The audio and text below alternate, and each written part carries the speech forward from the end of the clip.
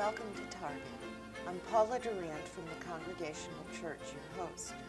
This evening, my guest is the new Township Administrator, Gregory Fehrenbach, who is so new in the town, I'm sure many of you have not seen him yet, and this is a chance for you to see and meet him and hear about his background and how he envisions his work in our community. So welcome, Greg, to Target. Thank you for inviting me to the program. Oh, I'm glad to have you. I know since it's been a year since the township had a sense of a full-time administrator. David Weil filled in doing yeoman work. Yes, he did. But it was clearly interim, so we're glad to welcome you to our community. I'm very glad to be here. I'm real happy that I was able to be successfully considered for the job. Well, now tell us your background. You were an administrator in another New Jersey municipality? Yes, I was an administrator in Ocean Township in Monmouth County. In that position, I was actually a municipal manager, which is more of a chief executive officer position than it is in East Brunswick. My background is basically in planning and public administration, and I've had positions in Pennsylvania, Wisconsin, and in New Jersey doing planning. Where in Wisconsin? I went to the University of Wisconsin for a degree in urban affairs, which is really a planning public administration degree. And while there, I did work for a Milwaukee agency under the Office of Economic Opportunity in the area of social planning. Ah. And then I was able to carry that over into a position in Easton, Pennsylvania, where I did a little bit of social planning and also did land use planning, some urban renewal work in a couple urban renewal areas in the community, did some zoning administration and those sorts of land use activities in that town.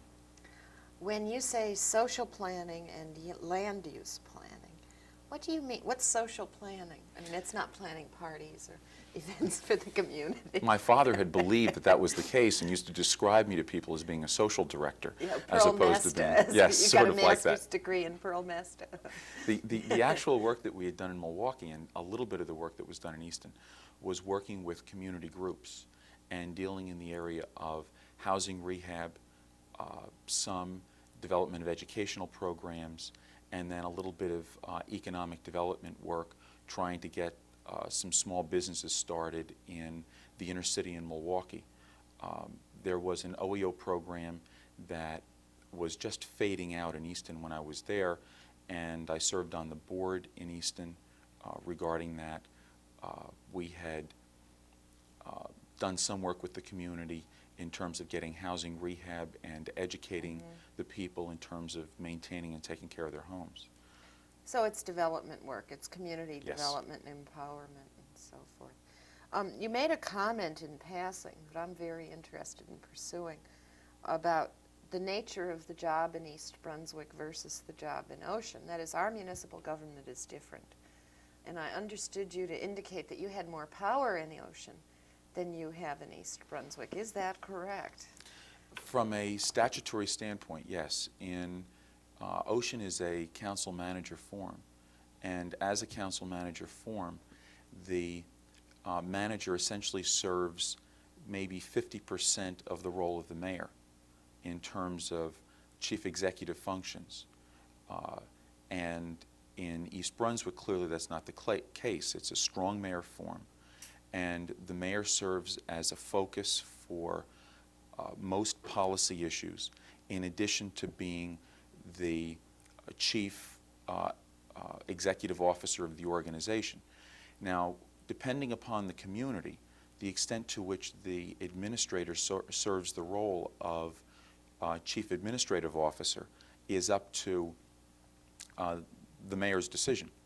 And in East Brunswick, the decision of the mayor is that he wishes the administrator to serve that role, and I think that's one of the reasons why he had considered a manager for that position.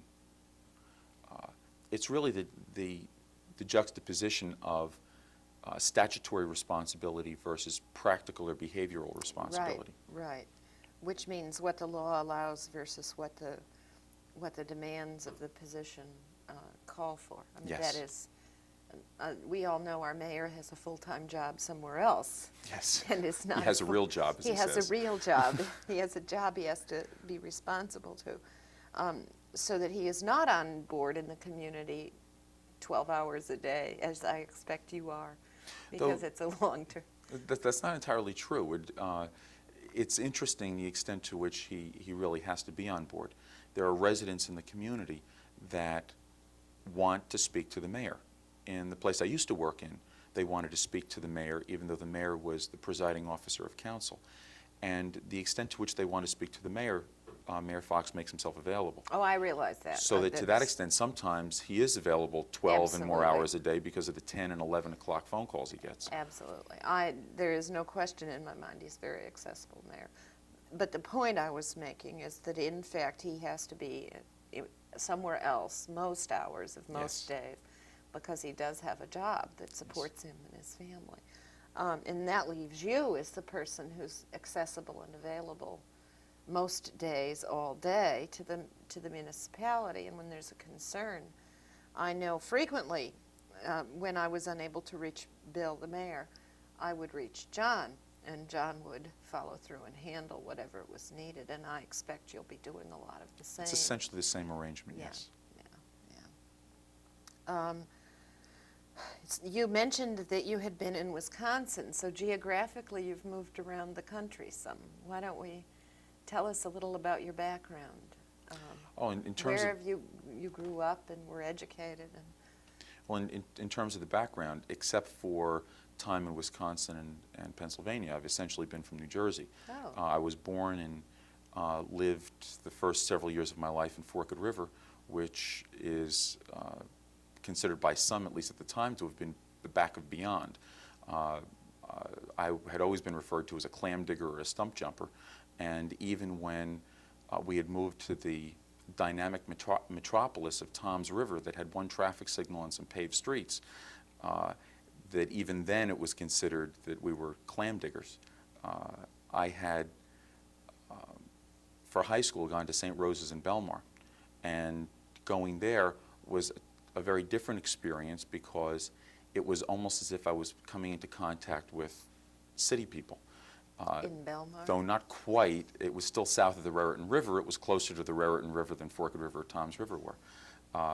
From there, I'd gone to what might be considered by some to be the big city, except it wasn't really, a place called Wilkes-Barre, Pennsylvania, which was a declining city in the 60s, resulting from the loss of a lot of coal trade that had really been the center of its basic economy.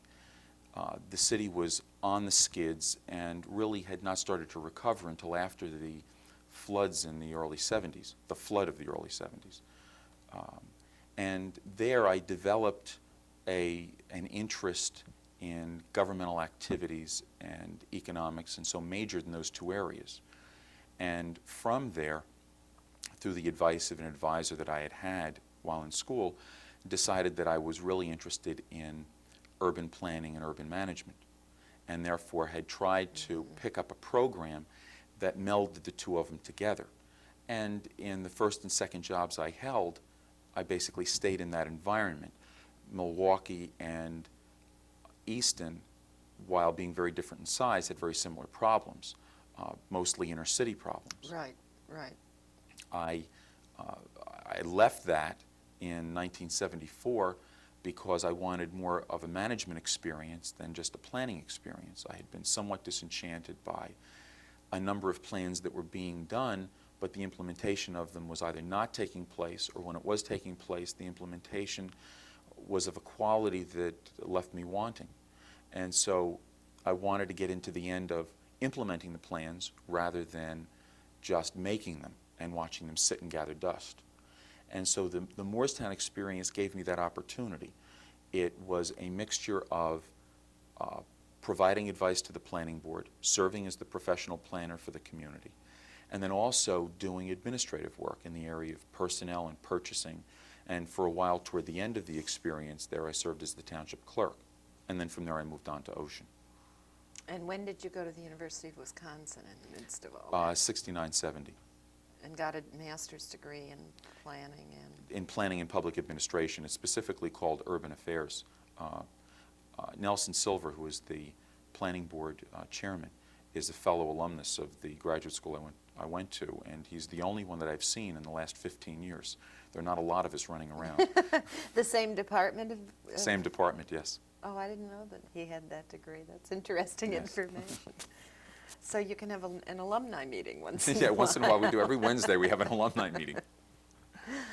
Okay, so that's your background. And are you moving into the municipality, or will you stay? I'm commuting presently, but I will be moving in, and I am presently looking at various places. I have set up an arrangement with a realtor where she is to be giving me some information about the kind of units I'd be interested in. I have been a little surprised. The market has changed drastically in the 4 or 5 months since I originally considered the position and looked around at the initial housing market and what's happening to the housing market now. As a purchaser, what do you perceive as happening? It obviously is a very desirable place to live. The number of units on the market are relatively small for the number of units in the community, meaning the vacancy rate is low. The values seem to be increasing very quickly, and that is one of the shocks, because I hadn't necessarily anticipated that when I Having to first pay started as looking. much for the housing Yes. you want. Yeah, we've been looking a little at the real estate market, my church has, and I think the parsonage that they own appreciates $5,000 about every 2 months. I mean, just what the neighboring houses are selling for has gone up. Sounds about right from what my experience has I been. think, Yes. I mean, that is not an exaggeration. I don't believe it is. So we're just sitting there, the church is, not me personally, counting its money at this point because the value is increasing, which is one of the positive aspects of all the development that's going on around us that so Yes. many people are not sure they appreciate. The fact is the realty values are going up. If you already own something, it's a pleasure. If you're looking to come into the community, it's a difficulty. Mm-hmm. So we'll wish you the best in that. Thank you. Hope Just, you- just one point I think I'd like to make on the point of the development taking place in the area. There is a lot of development taking place in East Brunswick, but it is interesting driving along a number of the roads that feed East Brunswick to see the kind of development that's going on. Watching the change in traffic just over the last couple of months on Route 18 coming through Old Bridge is an education in and of itself. That's right. And the activity of vehicles coming off of Route 34 and entering onto Route 18 and traveling the whole route up into East Brunswick. That's right. There's a lot of regional development taking place that's impacting on this community, basically because of the road system and the fact that it did serve as a regional center a long time ago, and the road system has continued to cause that to happen, so that in order to access many places, whether it be East Brunswick proper, or it be some of the office development in North Brunswick, or Route 1, or New Brunswick, or the Turnpike, requires people to travel through this community. And it's very obvious in the beginning that that's having a major impact on the ability of people within That's the right. community to move around and circulate. I think we get very, except for the beach goers from East Brunswick, not too many folks drive east on Route 18, east or south, depending on what sign you read. Yes. And I happen to go that way relatively frequently because I have a friend in Manasquan who I go visit. And I'm just shocked over, worse than East Brunswick, what's going on off Route 18 in Old Bridge. Huge developments are going in there, and they're necessarily not being planned as carefully as East Brunswick is. I know East Brunswick has put requirements or limits upon the developers that they can only open X number of units a year for the next 3 years. Some of the developers are under guidelines like that. I know that Old Bridge is not under those guidelines. They're just allowing the development to come in. And while we don't immediately, when we read in the home news of these things, think it has an impact upon us, in fact it does, because those folks are most likely commuting to work over Route 18, which is directly through East Brunswick. You're absolutely And correct. if they're not going Route 18, they're going other routes that are causing some of the traffic congestion in our community. Now, I had a program recently with Bill Tanner, and we talked some about the fact that it looks like East Brunswick's growing at this massive rate, but in fact the growth rate has declined in the 80s from the 70s. Mm-hmm. The 70s were the heavy growth period in this community. It's just that because of the kind of development that's coming in and the locations of that development, it's visible to us because it's on our main arteries as opposed to off Fern Road, which most of us don't often go. So we need to remember all these things when we look around and say, my goodness, it's crowded in East Brunswick these days. If we believe it's crowded here, a very illustrative experience is to drive down Route 1 to Trenton. The amount of activity on that highway is just incredible, and the Department of Transportation of the state has recently suggested that if there were no improvements made to Route 1 and the development were to take place at its present pace, that by the year of something like the year 2000, the average speed on Route 1 would be about 6 miles an hour, which is just an indication of what's happening in the region. Yeah, I think that East Brunswick is enjoying enjoying both positively and negatively, Yes. some of the shortfall from what's happening at Route 1. Because those folks who are going to be employed in those high-tech industries need housing. And they need and demand the kind of housing that's coming into this community because it's all they can afford. I mean, it is the most affordable, even though it is not affordable for a lot of folk. So I think our community is surrounded by some interesting, positively and negatively interesting developments. There's no way we can avoid this happening. And what we can do and what the municipality is doing is planning and controlling the development as much as they can by law. That's an important aspect. A number of people come to planning board meetings and they believe that they can stop a particular development, and they fail to understand that the person that owns the land has certain inalienable rights under the state constitution and the municipal land use law to be able to develop that land. And the municipality's only ability is to manage it in accordance with a series of both statutory and case law guidelines. And very often the planning board would love to do certain things, take certain actions. And I've seen this not just in the planning board in East Brunswick that I serve on, but also the one in Ocean, the one in Morristown, where there was the desire to stop or prohibit a piece of land from being developed, and there would even be actions taken to try to make it very difficult. But the fact that the person had a right to do it and would be able to pretty much gain that right in court if the planning board had abridged its rights under the law, that really the only choice is to try to manage it within the bounds of what others consider to be reasonable. And that's a very difficult process, and it's difficult for residents to understand. There was a final action taken on a United Condos application for 473 units on Route 18 in Tice's Lane in the old drive-in site. And people wanted to come out and object to it. Well, one problem was that they tried coming out after certain actions had been taken. And under the statutes, you really can't hear those objections at that point.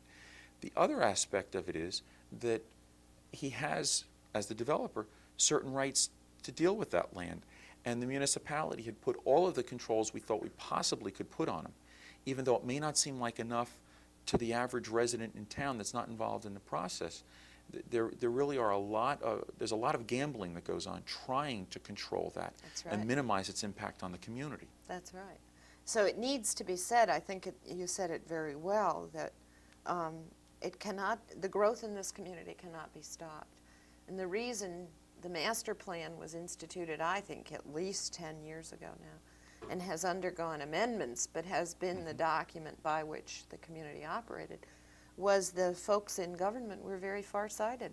And they said, this community is going to be developed, and we'd like to have as much control over that development as we possibly can. Yes. It is considered by many to be an extremely good master plan, and even when I knew very little about East Brunswick, I was aware of the accolades that the community was receiving from the outside world regarding the quality of the master plan that was done. I've read it a couple times. That is, and I guess I was in conversation with some folks today about some concern over the development, and I said to them, you know, this is public information. You know, these things have been in the master plan for a number of years now, and that the master plan is totally accessible to the community. Anybody with concerns who's watching this program might come into the library or call up your office and ask for a copy, or ask to be able to see the maps that are in the municipal building. There are copies of the master plan and maps that are available for view by residents that we'd be more than happy to make available to them. And probably the best place to go to obtain a copy would be the Department of Planning and Community Development, and we would allow that person to use either a facility within the township, or if they wanted to, I believe the library has several copies of it available. The library does have. I mean, and the reference librarian will help anyone. I think at this point we might put the phone number of the Office of the Administrator and Mayor on the screen, so that anybody who's interested in asking you a question or looking at the master plan or anything else might easily write that down right now, so that, and it's 390-6810, if I recollect You have that correctly. correct. Thank you. I know that one of the first things on your desk when you came to work, and as somebody in the community who was aware of this, I felt, oh, poor man, was the garbage, was the East Brunswick's contract with BFI, who was the garbage haulers for 2 years or 3 years, I believe, expired. And BFI indicated that they were not interested in renewing, so that it became necessary for the community to seek out another, to bid the job and seek out another hauler who would do the pickup, and that this was all transpiring as you came to work. Yes. And that sort of negotiation goes with the territory, but it isn't always simple. I would say, as a resident in the community, aware of this, that the transition was very smooth. It just seemed like Friday we had blue trucks and Monday we had red trucks, and there was relatively no change in the quality of the service that was delivered to the resident, at least that we can see. We did a lot of this, hoping that that would happen, but we also took certain actions to try to make sure that that was going to take place. David Weil, as the acting administrator, had put a lot of effort into making sure that the specifications clearly identified the kind of service we were looking for. The township would have been, as I understand, I haven't had a lot of personal contact with them, but would have been very happy to keep BFI on as a provider of services to the town. The problem was that, as you indicated, they were unwilling to continue the contract under the terms of the extension that was provided in the specifications for the past contract. And secondly, there were two bidders that had lower prices than BFI had. And both of those bidders' prices were more in keeping with the budgetary allotment that was made at the beginning of the year for sanitation services. Because we're getting rich on garbage at this moment. But I'm not sure if it's rich. We are collecting some money in terms of, or in exchange for discomfort and inconveniences, and in some cases loss of money in other ways. There are businesses that are losing money because of all those problems at Edgeboro. Right. That was a parenthesis. The BFI was not providing very great services toward the end, and it's rather obvious. They are not trying to continue a relationship with the town. They can't. They lost on a low bid. The award that was finally made was made after a number of investigations were made into the present company, the kinds of services they were providing to Princeton Township and Princeton Borough, and about 7 other municipalities. We talked to some people, including the administrators and the staff people that were responsible for contract administration in those communities. We also were able to speak with a couple of individuals who received services from the company we ended up choosing in the end, which was the low bidder, National Waste Disposal.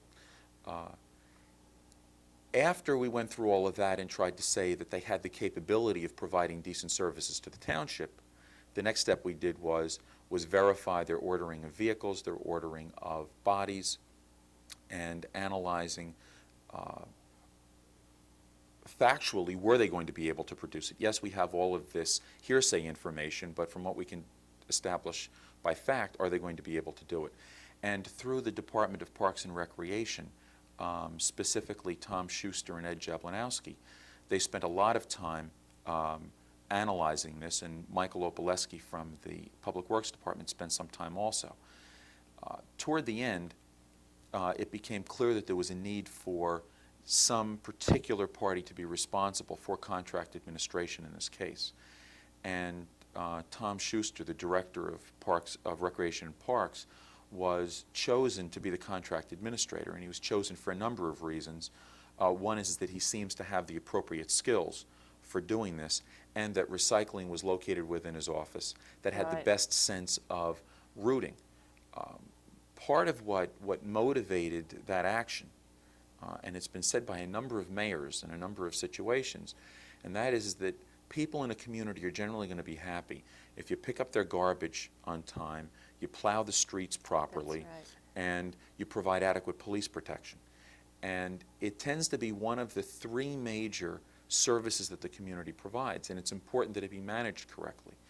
And we have gone through a number of internal actions to try to assure that it's going to be done right. Well, I think it was done beautifully. As I look from my household, it seemed the transition was so smooth that one hardly noticed that there was a change. I'm happy that we were that lucky. We have about 2 minutes left, and it's clear to me that you could come back and we could go through another half hour and still only touch the surface. And I hope as the weeks pass and you get your feet on the ground in our municipality, you will come back.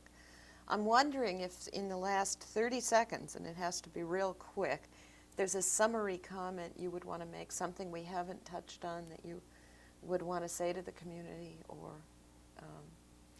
Probably just a comment that I have been very impressed, even before I came on, but even more so since I've been on, by the quality of the number of the people that work for the community.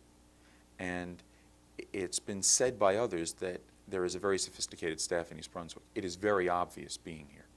And they are well educated, they're sensitive, and I'm hoping that I can play an appropriate role vis-a-vis those people who I think have been doing a very good job in the community. Yeah, we do have a fine staff.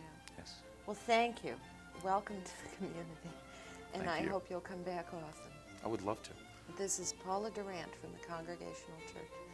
Thank you for watching Target. Good evening.